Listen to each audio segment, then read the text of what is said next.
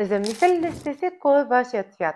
Това не е цветът, който обличате най-често, дори не е цветът на колата ви, може би, дори не е цветът, който има най-много във вашето жилище, но това е цветът, който ви зарежда и изпълва с позитивизъм и е готино да го имате около себе си и е строго индивидуален за всеки, затова ще разгледаме няколко примера и се надявам да се припознаете в някой от тях.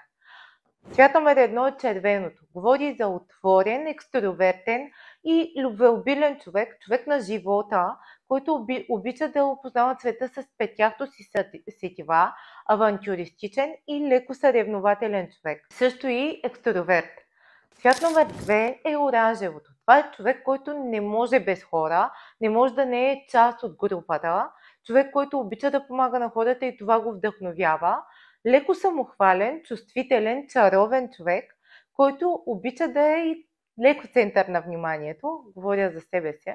Човек, който обича предизвикателствата в живота, било то ментални или физически такива, да 100% аз.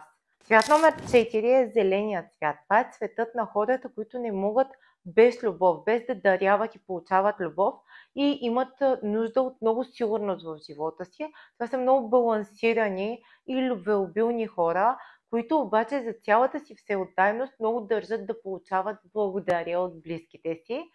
Това са хора, които е добре да имате в живота си. Ако видеото ви е харесало, последвайте ме и коментирайте за повече такива видеа. А ако искате да чуете за още цветове, ми напишете за кой цвят не сте чули отдолу.